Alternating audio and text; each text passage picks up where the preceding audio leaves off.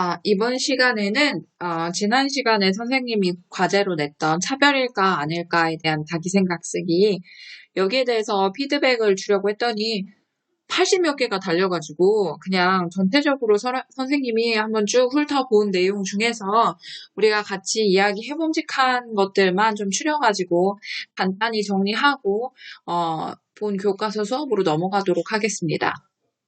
사실 이거 한번 다 녹화했는데 소리가 안 들어가지고 대놓고 하는 거예요. 그래서 선생님이 좀 의욕이 떨어질 수 있습니다. 우선 차별일까 아닐까 첫 번째에서 보면 여기에서는 크게 이견이 없었어요. 여러분들이 학력으로 차별하는 건 이건 아니다. 뭐 이렇게 대부분 차별이다 라고 이야기를 해줬거든요. 그래서 얘는 차별이다 이렇게 이야기를 했고 2번은 사실 이거는 생각이 조금 갈리기는 했습니다. 어떤 친구는 얘는 차별이야 라고 이야기한 친구가 있고요. 어떤 친구는 차별 아니야 라고 이야기한 친구가 있어요. 차별 아니야 라고 이야기한 친구는 어떤 관점에서 그런 이야기를 했냐면 얘는 원래 여성 차별이 있었기 때문에 그 여성 차별을 완화시키기 위한 어떤 정책이다. 이건 차별 완화를 위한 거지. 글씨가 잘 보이나요? 차별 완화를 위한 거지 이게 오히려 차별을 부추기고 있다고 생각하지 않는다라고 해서 기존에 차별받았던 것들을 조금 줄이는 그런 방식으로서 이제 여성 후보를 30% 이상으로 추천해야 된다 이런 내용이 들어가고 있다고 얘기했고요. 이걸 차별이라고 본 학생들은 이거 역차별 아니냐라고 이야기하는 거죠. 여가부 폐지를 주장하면서 그러긴 했는데 역차별이라고 보는 학생은 왜 그랬냐면 어쨌든 국회의원이라는 의원직을 잘 수행해 나가는 데 있어서 남성이 중요한 게 아니라 어쨌든 능력이 있느냐 없느냐로 이걸 가장 최우선 판단해야 되는 거 아니냐라고 이야기를 하는 거죠. 오늘도 어김없이 종이 치네요. 시간을 이렇게 선생님이 타이밍을 못 잡습니다. 일단 10분 뒤에 또 칠 거예요. 그래서 이건 역차별이라고 본다. 뭐 이렇게 이야기하는 사람도 있어요. 그래서 이 두 개, 차별인지 아닌지를 이야기할 때 이 정도 근거가 되면 조금, 투공이 될 만하죠. 거기에 대해서 또 반박할 수는 있겠지만 이렇게 여러분들이 자기 의견을 제시를 할 때 난 그냥 이건 아니라고 생각해서 그래요 라고 하는 것보다는 이런 근거들을 조금 더 설득력 있는 근거들을 제시했을 때 여러분들이 주장하는 바가 조금 더 상대방에게 효과적으로 전달될 수 있습니다. 선생님이 이게 맞다 아니다라고 판단해주지 않아요. 이거는 개인의 판단 근거가 있기 때문에 이거 OX 해가지고 점수 내는 것처럼 할 수 있는 문제는 아닙니다. 여러 가지 의견이 있다는 것만 전달해주는 거예요. 그 다음에 세 번째도 의견이 좀 나뉘었어요. 왜냐면 정규직과 비정규직을 동일선상에 놓고 똑같이 대우할 거냐 안 할 거냐에 있어서 어쨌든 정규직 되는 게 더 어려웠고 정규직이라는 직위가 있어서 이 차별적으로 뭔가가 진행되는 것이 당연히 맞는 거 아니야? 이렇게 생각하는 사람도 있고요. 그리고 이거는 차별이야 라고 보는 사람은 어쨌든 정규직, 비정규직 모두 다 노동자인데 왜 똑같은 노동을 하는 노동자에게 어떤 지원되는 정책이 다를 수가 있느냐. 같은 노동자다라고 하는 차원에서 똑같이 지급해줘야 맞는데 그러지 않아 차별이다 이렇게 생각하는 사람도 있어요. 여러분들 기억할지 모르겠는데 선생님이 작년에 운인가 능력인가 그 다큐멘터리를 하나 보여줬죠. 거기에서 철도공사였는지 지하철공사였나요? 뭐 거기에서 근무하는 직원들이 비정규직을 정규직화함에 있어서 반대를 오히려 정규직에서 했다라는 그런 영상 본 거 기억이 날 겁니다. 어쨌든 자기는 열심히 2년 동안 미친 듯이 공부하고 거기에 많은 돈을 투자해서 내가 정규직이 된 건데 비정규직은 그런 똑같은 과정이 없었음에도 불구하고 나와 똑같은 대우를 받는다? 이건 오히려 이것이 역차별이다라고 이야기를 하더라고요. 그 입장에서는 이게 차별이 아니다라고 보는 거죠. 근데 어쨌든 비정규직의 처우가 너무 좋지 않아서 그때 이 지하철에서 공사하다가 20대 젊은 청년이 혼자서 수리하다 죽기도 했었죠. 어쨌든 비정규직도 똑같은 노동자이니 처우 개선을 해줘야 한다. 이런 차원에서는 이걸 차별으로 보는 것도 타당하다고 생각합니다. 어쨌든 그런 명확한 근거를 좀 가지고 있으면 좋겠고요. 여러분들이 이 문제는 좀 더 많이 고민해봐야 될 것 같아요. 여러분들이 정규 직원이 될 수도 있고 비정규 직원이 될 수도 있어요. 그러니까 내가 양쪽의 입장에서 모두가 다 조금 조금 뭐라고 할까요? 좋은 환경에서 노동할 수 있는 방향이 뭔지 한번 생각해 보는 것도 아주 가치 있는 일이겠죠. 어려운 내용이긴 하지만. 자, 그 다음에 네 번째, 요거는 여러분들 당연히 다 차별이라고 생각할 수도 있지만, 차별이라고 보는 사람도 있고요. 아니라는 사람도 있어요. 이게 외모로 차별하면 안 된다.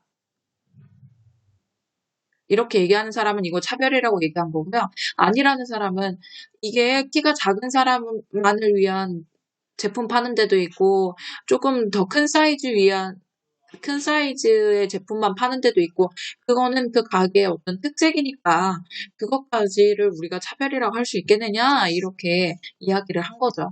그럴 수는 있는데 이 문제에서 이 제품의 이미지와 맞지 않는다면 여기가 좀 포인트가 될 것 같아요.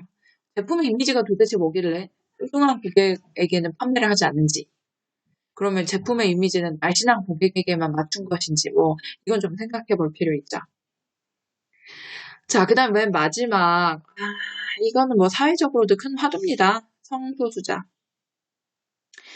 나라별로 이걸 허용하는 법도 있고, 안 된다고 하고, 특히 이 종교인들은 반대를 하죠.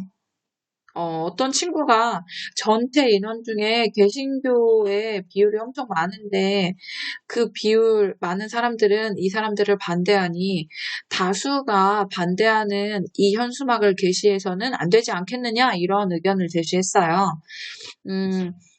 그래서 수치나 이런 걸 제시하면서 굉장히 자기 근거의 신뢰성을 찾으려고 한 점은 높이 사는데, 이렇게 생각하면 우리가 당면에 다수를 위한 소수의 희생은 항상 정당하느냐, 이거에 대한 주제로 토론했던 것처럼 이런 상황이 돼버리면 항상 다수가 소수보다 우위에 있게 되고요.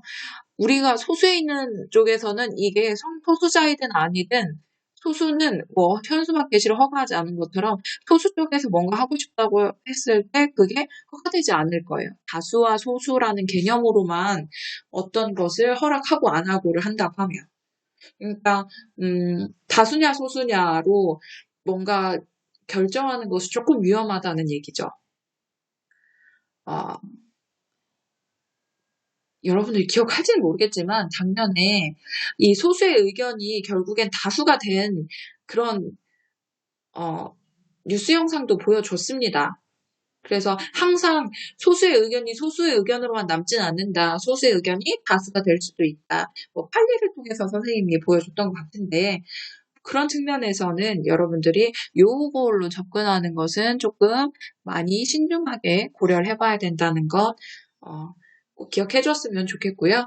여기까지 해서 지난 시간 선생님이 여러분들한테 제시했던 과제 정리는 마치도록 하겠습니다. 자, 그럼 이제 본론으로 넘어가서 우리 문학의 내용과 형식이라고 하는 소단원으로 들어가 보도록 하겠습니다. 자, 그럼 이번 시간 문학의 내용과 형식 바로 수업하도록 하겠습니다. 여러분들 교과서 26페이지이고요. 교과서 26페이지 소단원 들어가는 내용부터 한번 같이 보겠습니다. 작곡가는 다양한 음악적 요소를 의도에 따라 배열하고 조직하여 하나의 곡을 만든다. 단순히 요소를 섞는다고 해서 음악이 되는 것은 아니다. 이렇게 음악에 대한 이야기를 먼저 하면서 문학도 이와 비슷하다, 이렇게 얘기를 하죠. 작가는 자신의 의도에 따라 문학적 요소를 조화롭게 배열해서 작품을 창작하는데 이게 바로 내용과 형식이라고 하는 겁니다. 그래서 우리가 실제로 전하고자 하는 바 가장 핵심은 내용에 있어요. 근데 똑같은 말을 해도 어떤 사람이 하는 말을 들으면 귀에 쏙쏙 들어오고 또 어떤 사람이 하는 말을 들으면 막 흘려나가고 그러는 것이 바로 형식의 효과가 아닐까 생각을 합니다. 내용만 좋다고 해서 좋은 문학 작품이 되는 것은 아니에요.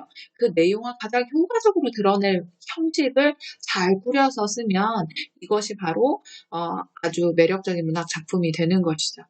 그래서 여러분들이 이 단원을 통해서 파악해야 될 것은 문학의 내용 파악해야 되겠죠. 그리고 그 문학 작품의 형식 파악해야 됩니다. 근데 여기에서 끝나는 게 아니라 그 내용과 형식이 어떻게 결합되어 있는지, 이게 어떻게 잘 결합되어서 주제를 효과적으로 드러내는지 그걸 파악하는 작업을 하도록 하겠습니다.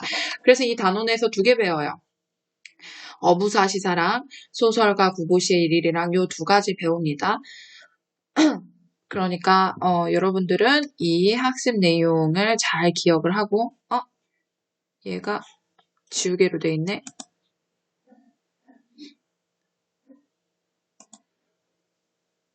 네, 하고 그리고 내용을 한번 보도록 하겠습니다. 어부사시사 27페이지입니다.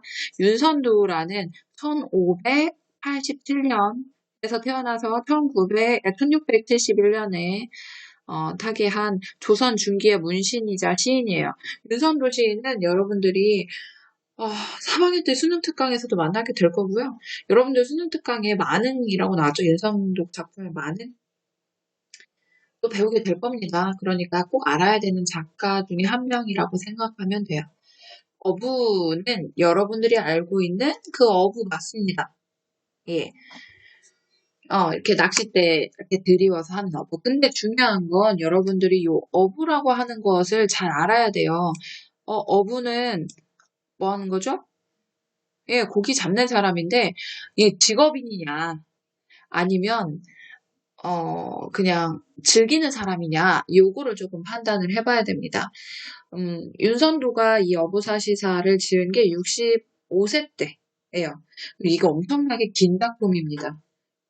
여러분들이 아마 이 작품 전체를 다 볼 일이 크게는 없을 건데 그 작품 전체 흐름을 선생님이 알려주도록 하겠습니다. 자, 그래서 이 작품 전체에 대한 개관은 좀 나중에 하고요. 우선은 작가 동영상을 한번 보고 넘어가겠습니다.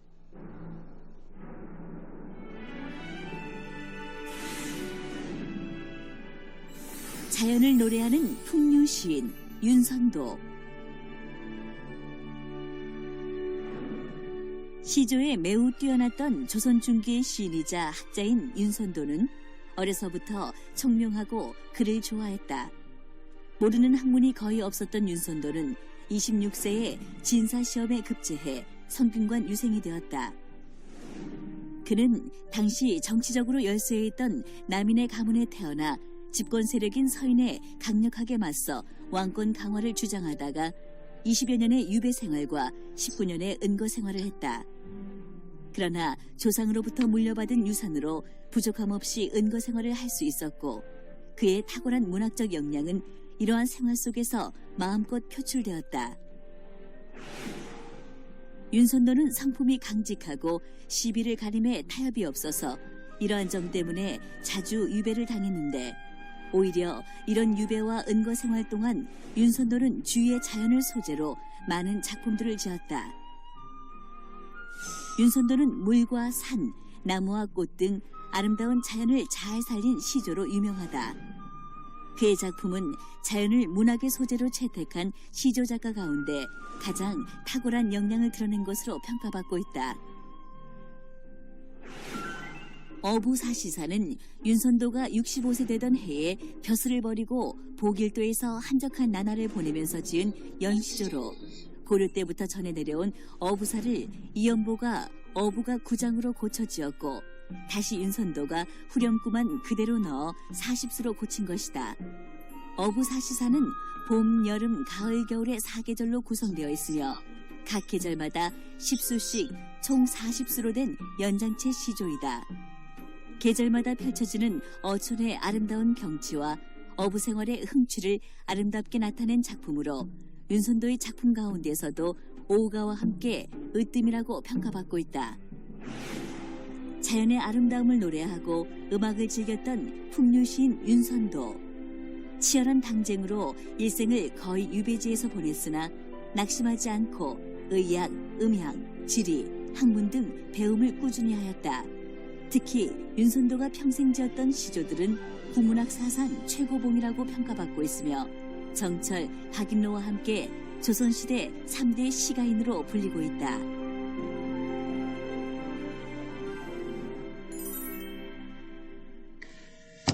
자, 이렇게 어부사시사를 지은 윤선도라는 사람은 우리말의 아름다움을 잘 살리면서도 한자어도 적절하게 쓰고 언어 표현이 굉장히 세련돼서 그래서 우리 교과서에 이 작품으로 실린 겁니다.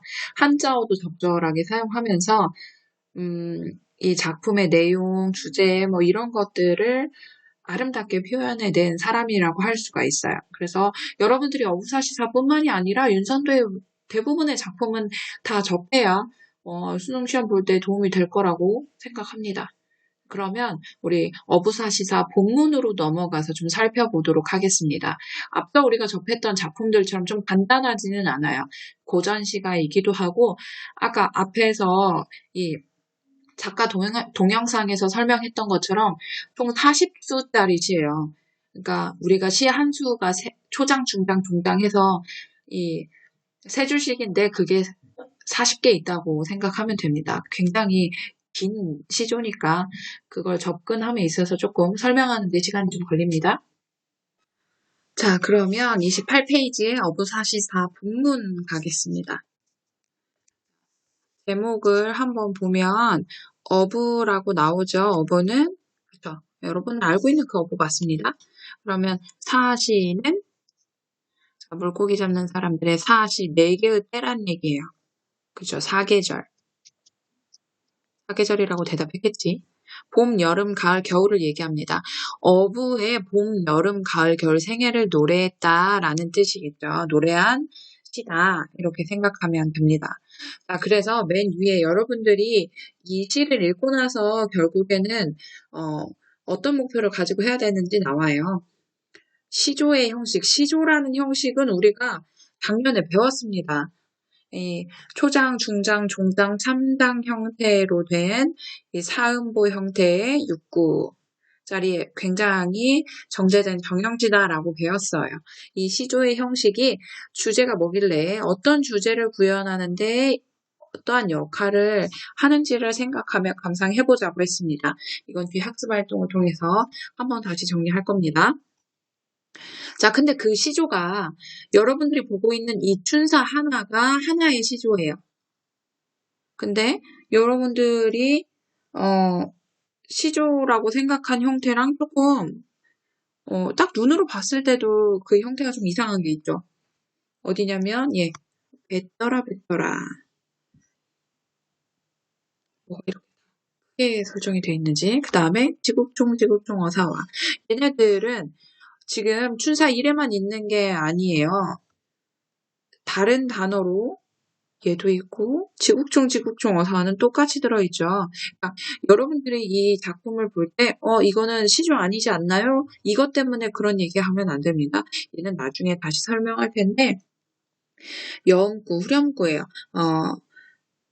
꼭 고려가요? 고려가에 나오는 여음구, 후렴구와 비슷한데 이게 연시조라서 그래요. 그러니까 보면 사계절이라고 했죠. 봄. 자, 안 들렸는데 봄. 이거 한자로 하면 춘이죠. 춘사가 10개가 있습니다. 열수. 이런 게 10개짜리라는 거예요. 그 다음에 봄, 여름, 가을, 겨울. 추나, 추동해서 이게 다 10개씩 있어요. 그러니까 총 몇 개? 40수가 되는 거죠. 너무 길죠. 다 다루진 않을 겁니다. 여러분 이거 다 다뤘다가는 중간에 졸겠죠. 꺼버리거나. 그렇게 어리석지는 않고요.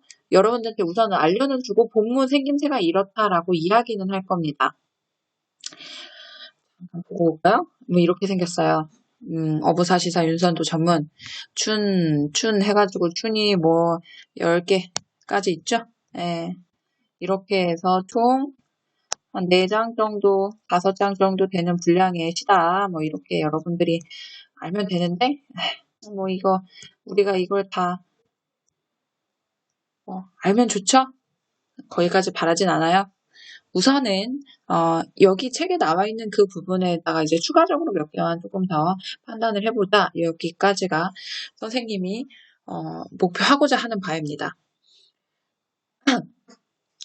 그럼, 참고 동영상이라고 할 거는 안 볼 거고, 이제 작품은 선생님이 직접 써가면서 설명을 하도록 하겠습니다. 춘사 1.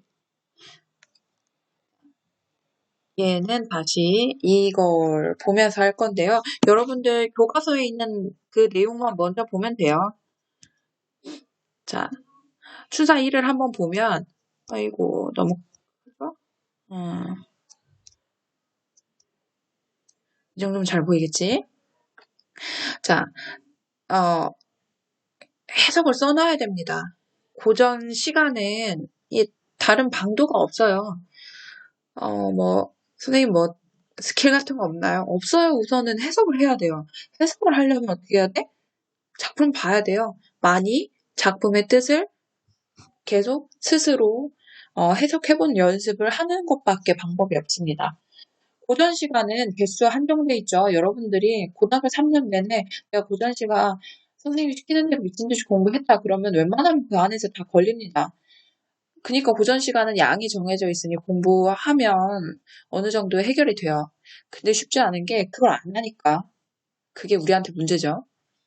첫 줄부터 걸리잖아요. 이렇게 앞개에 안개가 없고 뒷매에 해비 친다. 해석하기 전에 아까 선생님이 그 형광펜으로 쳤던 거기부터 한번 설명을 할게요. 자, 지국총 어사와 우리 책에는 책이 너무 착해.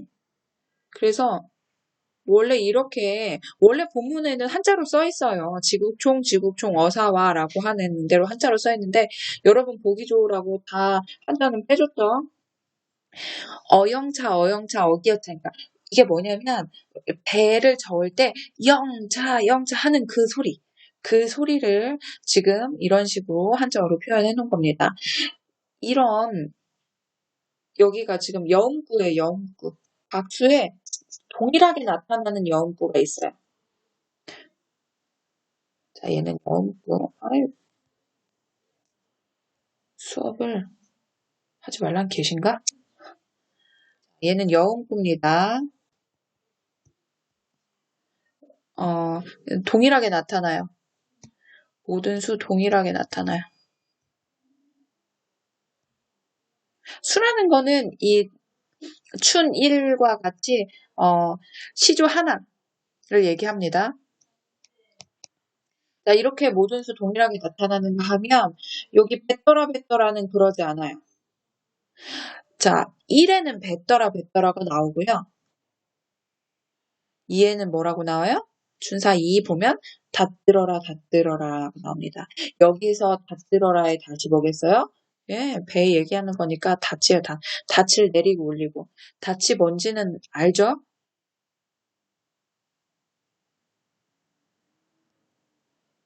그 다음에 돛따라라 이렇게 나옵니다. 닷은 이제 배를 떠내려가지 않게 고정시키기 위해서 아래로 내려놓는 튼줄 같은 거라면 돛은 뭐예요? 이제 바람의 힘을 받아서 배가 떠다닐 수 있게 하는 거겠죠. 근데 이걸 그림 실력을 끝내봐야 되나? 배. 이게 돛. 얘 돛. 슝 해서 내리는 거 닷. 찾아보세요. 네. 자, 그 다음에 이어라 이렇게 나오죠.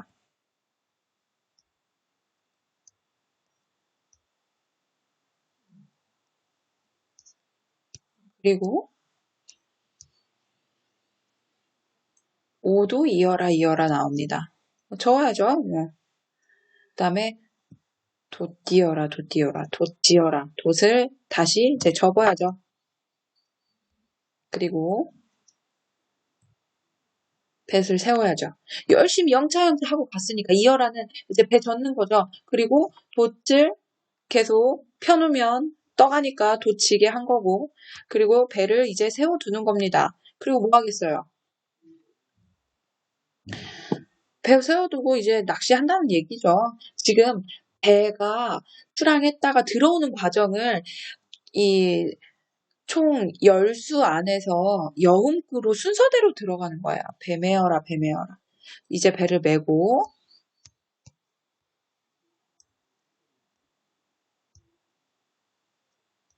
그 다음에 어떻게 해요? 닷을 다시 또 치고, 배 붙이고, 배는 어디다 붙여? 이제 항배에다 붙이란 얘기예요.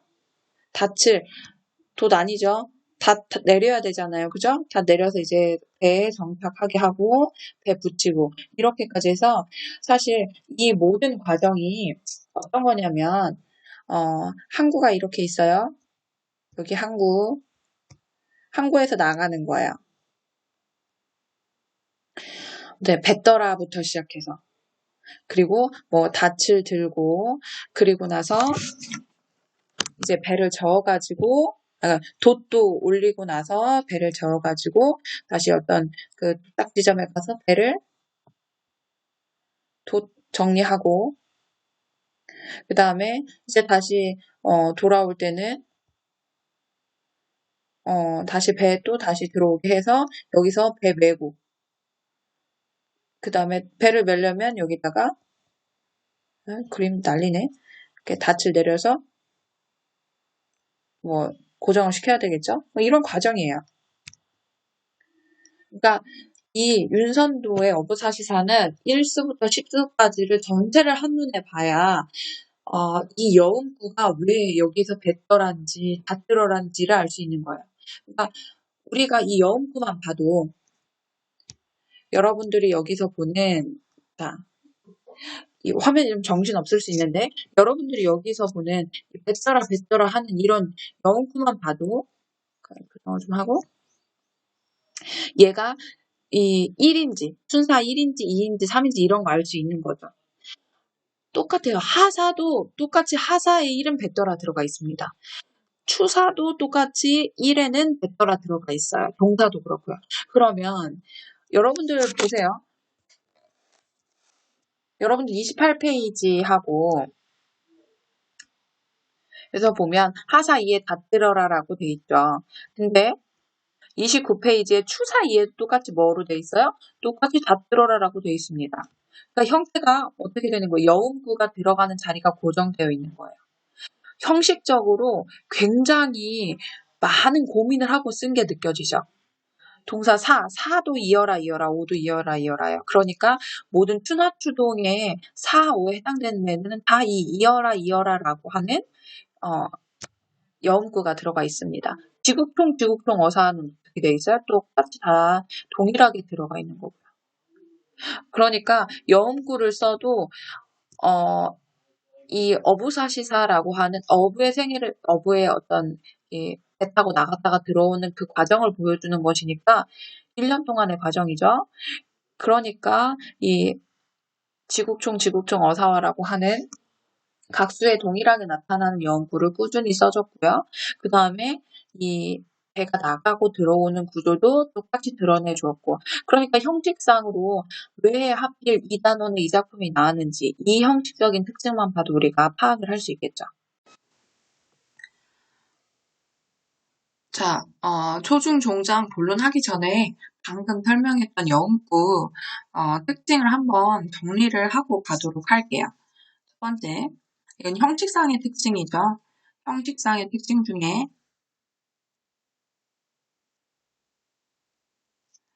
여음구 먼저 이야기를 하겠습니다.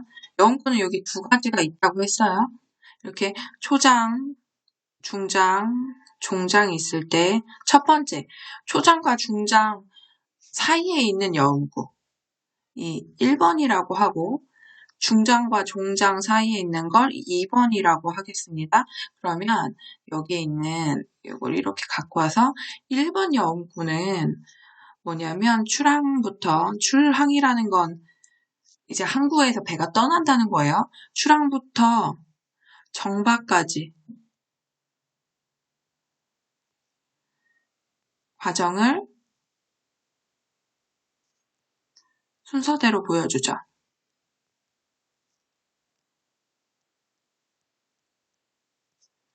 여러분 노트 정리해야 됩니다. 이번 시간에는 노트 정리한 거로 출결 처리할 거거든요. 자, 출항부터 정박까지. 그러니까 뭐 1에서는 뱉더라. 뱉더라 반복하죠. 그 다음에 2에서는 닫들어라.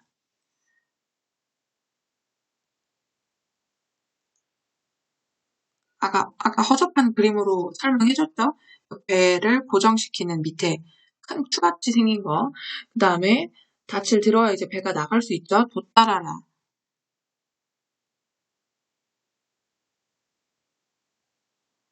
천이죠? 그 바람을 맞아야 쭉 나가니까. 그 다음에 이어라.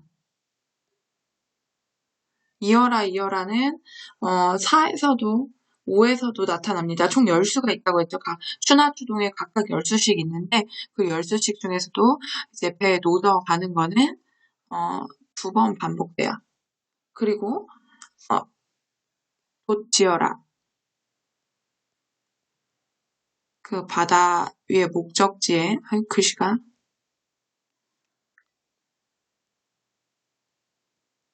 여기서 지어라라는 표현이 이 작품에서 많이 나오는데 지어라는 뭐 내리다, 정리하다 뭐 이렇게 생각하면 돼요. 다 했다 이런 정도로 생각하면 됩니다. 자, 그 다음에 배 세워라.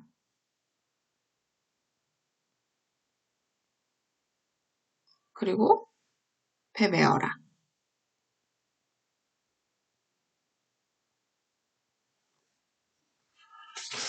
어차피 여러분들한테 전문이 없으니까 한번 써보세요. 그리고 닷 지어라.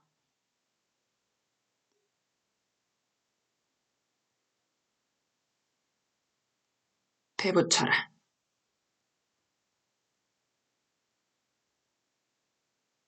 이렇게 가는 과정은 굉장히 쭉 길게 갔는데 오는 과정은 간단하게 끝났죠. 어쨌든 이런 식의 10가지 출항에서부터 정박, 여기가 출항이라고 하면 첫 번째 출항 여기에서 시작했죠. 근데 이제 정박까지 여기까지 배 붙여라까지 보면 이 과정을 순서대로 보여줬다라고 우리가 이야기할 수 있습니다. 자, 그러면 여기서 같이 이거 지워도 되려나요? 이렇게 출항에서 정박까지를 반복해요. 춘하, 추동 이제 이 열수에서 4번의 반복이 있습니다. 그러니까 이건 뭐냐면 이 과정은 이거는 춘사에도 있고 추사에도 있고 하사에도 있고 동사에도 있고 하는 것이 작품을 유기적으로 서로 끈끈하게 연결해주는 역할을 하게 되는 거예요. 그래서 얘는 결국에는 어떤 역할을 하느냐? 펜의 굵기가 이상하네. 추나 추동 이 4개가 세상에 뭔가 이렇게 흐트러졌네. 그쵸? 뭐가 엄청나게 흐트러졌죠?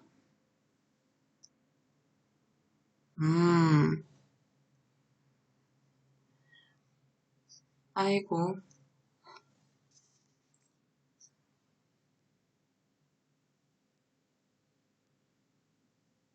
뭘까?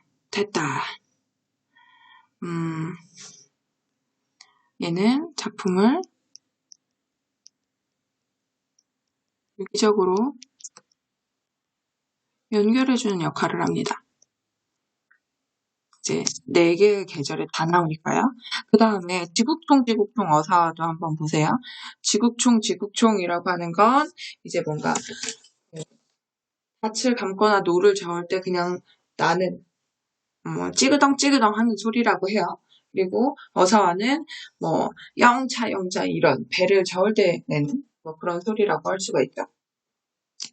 자, 그러면 얘는 노젓는 소리랑 뭐 외치는 소리 이 정도로 생각을 하면 되는데, 자, 이 노젓는 소리와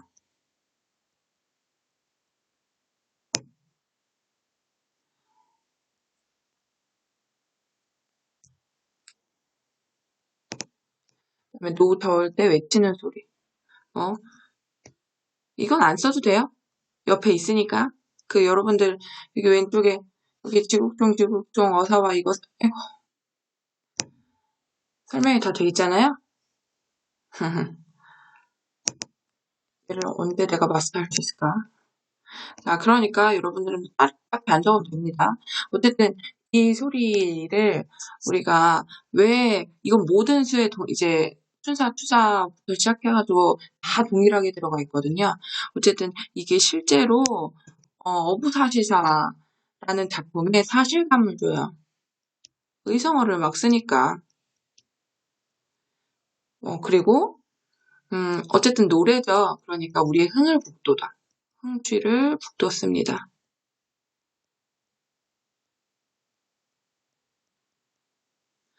북돋는다는 말은 일으킨다는 뜻이에요. 흥을 일으켜. 신나게. 그리고 원래 평시조는 얘네들이 없어요. 얘도 없고 얘도 없어요. 근데 이 평시조에서 이런 여음구를 왜 쓸까라고 생각을 하면 이 평시조에 변화를 주는 거예요.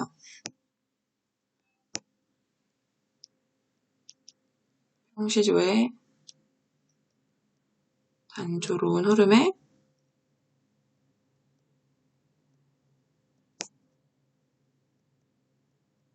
변화를 주는 거죠. 그래서 뭔가 좀 재미있는 요소를 만들 수 있게 이렇게 하는 겁니다. 여러분들이 이 형식상의 특징을 꼭 기억해야 돼요. 어부사시사의 가장 큰 형식적인 특징이자 이것이 있기 때문에 이 긴 40수짜리 시들이 서로 잘 연결되는 것이니까 기억을 해봅시다. 시간을 보니까 첫 시간은 여기 정도로 해서 마무리하고요. 여러분들이 이 형식상의 특징까지 해서 이 부분을 정리를 좀 해놓으면 됩니다. 잘 정리해보세요. 첫 번째 여음구, 두 번째 여음구. 얘가 첫 번째 특징이라고 하면 얘를 두 번째. 아이 참. 얘가 내 건데 정말 안 됐죠? 자, 여기 첫 번째 특징을 써줬고 이게 두 번째 특징이니까 여러분들이 두 번째 특징이 하나, 둘, 세 개의 특징들이 있었죠. 이거 교과서에 정리해가지고 사진 찍어 올리면 이번 시간 출결로 하겠습니다. 그리고 다음 시간에 본문 내용 전체 나가고 그 다음에 뒤에 학습활동하고 이렇게 하는 것으로 하겠습니다. 조금만 쉬고 바로 만납시다.